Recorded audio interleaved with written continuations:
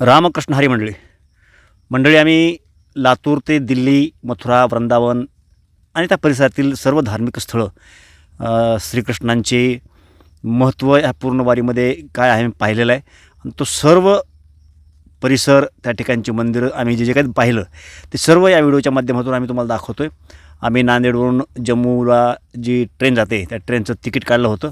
एसीचा प्रवास होता. अतिशय सुंदर आणि सुखद असा प्रवास झाला.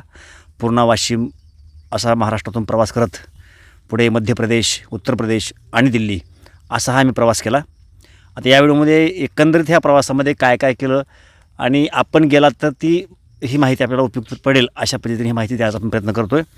दिल्लीमध्ये उतरल्याच्यानंतर तिथं बरेच एजंट हिंडतात. आम्हालाही एका एजंटच्या माध्यमातून आम्ही एका ऑफिसमध्ये गेलो. त्या ठिकाणी 3,500मध्ये आम्हाला एक रूम आणि दुसऱ्या दिवशीचं पूर्ण दिल्लीचा परिसर हिंडण्याचं जे काही तिकीट आहे, असं आमचं हे 5 जणांचं तिकीट 3,500मध्ये रूम प्लस ते तिकीट असा आमचा खर्च होता. आम्ही दिल्लीला संध्याकाळी मुक्काम केला आणि सकाळी उठून आम्ही प्रवासाला निघालो. दिल्लीमध्ये जो जुना संसद परिसर आहे तो पाहिला आम्ही. नवीन संसद तीही दुरून आम्हाला पाहता आली. त्यानंतर इंडिया गेट हा पूर्ण परिसर पाहिला. खासदारांची निवासस्थानं पाहिले आणि तिथून पुढे बिर्ला मंदिर असेल, अनेक धार्मिक लोटस मंदिर आहे, अनेक धार्मिक स्थळं पाहिले आणि हा सुपूर्ण परिसर पाहत आम्ही दिल्लीचा प्रवास पूर्ण केला. आता ह्या प्रवासामध्ये आम्हाला पूर्ण खर्च काय आला म्हटलं तर आम्ही फारसं काही जेवण केलं नाही. आम्हाला पचणार नाही या अनुषंगाने फक्त नाश्त्यावरती सगळ्या गोष्टी भागवत गेलो.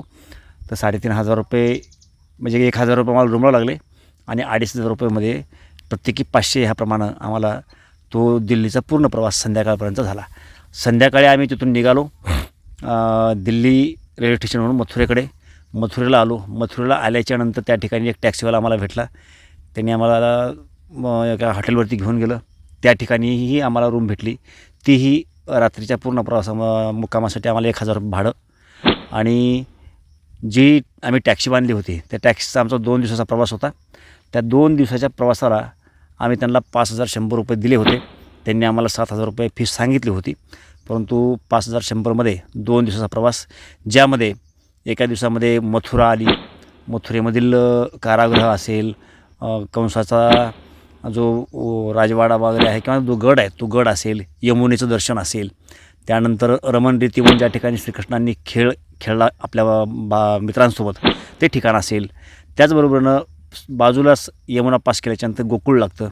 गोकुळमध्ये ज्या ठिकाणी नंदांनी श्रीकृष्णाचा सांभाळ केला तो परिसर, श्रीकृष्ण खेळे वगैरे तो परिसर, ते मंदिर स्थानं, ह्या सगळ्या गोष्टी पाहत आम्ही मथुरा गोकुळही केलं आणि परत आम्ही वृंदावन या ठिकाणी गेलो. वृंदावनमध्ये आम्ही निधिवन पाहिलं त्या एका दिवसामध्ये आणि काही छोटे वृंदावनमधले पॉईंट पाहिले आणि संध्याकाळी आम्ही तिथंच एक रूम केली. तिथं 2 रूम एसीच्या केल्यामुळं त्या ठिकाणी आम्हाला 2,500 रुपये भाडं वृंदावन या ठिकाणी द्यावं लागलं. आम्ही 5 जण होतो.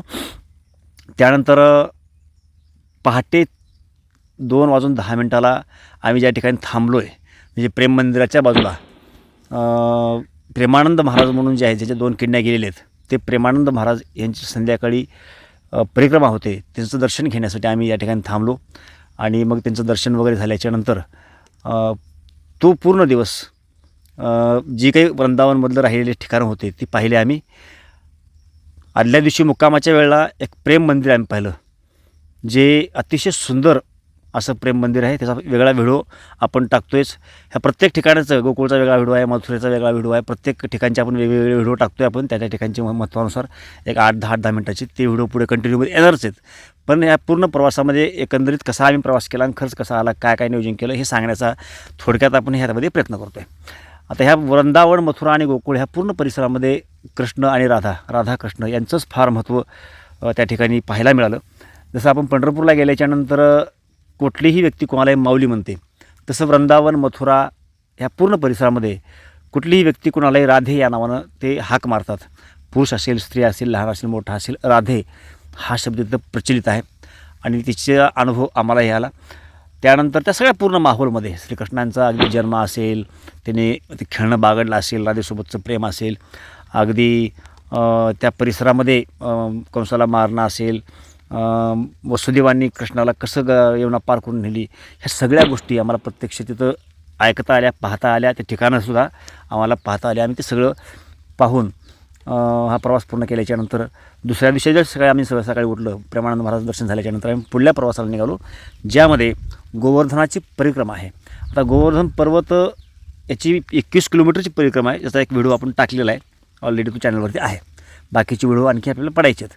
आता आपण ह्या व्हिडिओपासून टप्प्याटप्प्यानं पुढे चाललो आहे. तर 21 किलोमीटरचा परिसर आहे. त्यामध्ये बहुतांशिक 80% भाग हा उत्तर प्रदेशमध्ये आहे आणि राहिलेला 20% भाग हा राजस्थानमध्ये येतो. हा सर्व पूर्ण परिसराची आम्ही परिक्रमा केली. आम्ही जी 5100ला गाडी बांधली होती 2 दिवसासाठी, ती गाडी परिक्रमेच्या साईडला थांबली आणि मग तिथून एक इलेक्ट्रिकचे ऑटो असतात, ते बांधून पुढे जावं लागतं. तर त्यांची एक 1200 आम्हाला फीस, प्रत्येकी 250 रुपये याप्रमाणे आम्ही फीस दिली. 5 जण होतो. आम्हाला 1200 रुपयामध्ये त्यांनी ती 21 किलोमीटरची परिक्रमा करून आणली. त्यानंतर मूळ गाडीपाशी आणल्याच्या नंतर आम्ही तिथून पुढे नंदगाव म्हणून आहे, ज्या ठिकाणी श्रीकृष्णांचे वडील नंद यांचं जे हरियाणामध्ये गाव आहे, त्याही गावातील मंदिराला आपण दर्शन दिलं. त्याचाही वेगळा व्हिडिओ आपल्याला पाहायला मिळेल. त्यानंतर बरसाना म्हणून एक ठिकाण आहे, ज्या ठिकाणी राधेंचा जन्म झाला. आता आपण समोर जे पाहत आहे स्क्रीनवरती, हे आमच्या प्रवासामधील चंबलचं खोर आहे. आपण फुलनदेवी हा चित्रपट पाहिला असेल, फुलनदेवी खासदार होत्या, त्यांची कहाणी आपण ऐकली असेल. तर त्यांचं चंबलचं जे खोरं म्हणलं जातं, तर तो हा परिसर आहे. चंबल नदी ही आत्ता मागे गेली, आपण बोलण्याच्या गावामध्ये सांगू शकलो नाही. आणि हा चंबलचा खोऱ्याचा भाग आहे. आपण चित्रपटातसुद्धा पाहिला असेल हे पूर्ण लोकेशन. तर आम्ही दिल्लीला पोहोचण्याच्या पूर्वीचा परिसर अशा पद्धतीनं होता तोही तुम्हाला सांगण्याचा प्रयत्न केला. तर हा पूर्ण प्रवास आम्ही करून अगदी राधेचं जे काही दर्शन आहे ते घेतलं आम्ही. आणि पूर्ण प्रवास करून आम्ही संध्याकाळी मथुरेमध्ये आलो. रात्री 11 वाजता आमची परतीचा प्रवासाची ट्रेन होती, त्याचं आम्ही बुकिंग केलेलं होतं. आणि वेळ असल्यामुळं तिथंच एक जसं आग्र्याला ताजमहल आहे, तसं प्रति ताजमहल म्हणून एक मंदिर आहे त्या ठिकाणी, जय गुरुदेव म्हणून.